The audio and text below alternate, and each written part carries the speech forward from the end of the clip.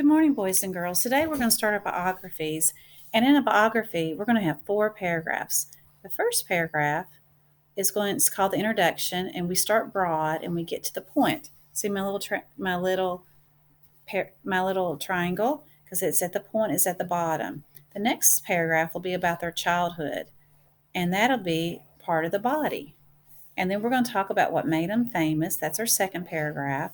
So far we'll have one, two, three paragraphs. And then our conclusion, which is our last paragraph, we started our point again, and then we get broader. So we're going to have four paragraphs, but we're not going to write them all at once. We're just going to write the introduction today. And the introduction is the beginning of our biography. What's so important is that your information sheet is completed now. So you have all this information and it's right at your fingertips and you can share it. So today we're going to write the introduction. But to help us get started, we're going to look at two different books, how they started theirs. The first book is Mother to Tigers. This is by Georgia Ella Lyon, and it's a biography about someone who took care of tigers. So I'm going to open the book, and we're not going to read the whole book today. We're just going to read the beginning of the book. There we go. I'm trying to get it a little bit closer so you can see very well.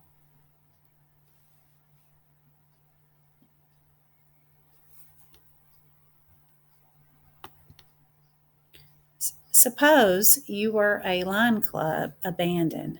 Suppose you lay hungry and cold in the straw at the back of a den, and a man came in a cage and lifted you into a case and put you in a car to go home with him. Suppose a woman bathed you. Suppose she warmed milk on the stove and poured it in a bottle and put you on a pillow in her lap to drink till you were full and sleepy, then put you in a box that would be your bed, in a kitchen that would be your home, till you got big enough to roam the apartment, stalking the sofa, pouncing on the chairs, till you outgrew a human's house, and went home to the Bronx Zoo. Your name would be MacArthur, and the woman who saved you, Helen Frances Teresa Delaney Martini. So in this one, the author starts by repeating suppose, suppose, suppose. She's trying to put you, the reader, into this person's shoes, so you can kind of imagine. That's one way we can start it. Another way we can start it is by a book that I've read to the class already, but I'm just going to read the beginning of it. It's called Roberto Clemente, The Pride of the Pittsburgh Pirates. I'm not going to read the whole book, but there's another way. The first way we read was about saying suppose, suppose, suppose. Okay? This one says on an island called Puerto Rico, where baseball players are as plentiful as tropical flowers in a rainforest, there was a boy who had very little but a fever to win at baseball, a fever to play and win at baseball. He had no money for a baseball bat, so he made one from a guava tree branch. His first glove he also made from the cloth of a coffee bean sack. His first baseball field was muddy and crowded with palm trees. For batting practice, he used empty soup cans and hit them farther than anyone else. Soup cans turned into softballs. Softballs turned into baseball. Little League turned into minor league, turned into winter league, professional baseball in Puerto Rico. He played so well, he received an invitation to play in the major leagues. In America, what an honor.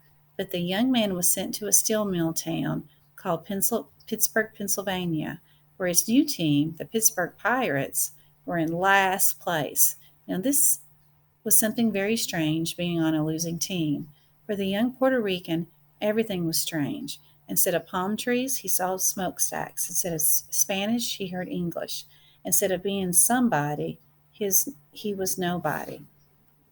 His first time at bat, he heard the announcer stumble through his Spanish name. Roberto, let's see, Clement. It echoed in the near empty stands. Roberto Clemente was his name, and this is pronounced Roberto Clemente. So in this one, it's comparing what he was used to what he knows now. It's also comparing how he started to what he kept adding.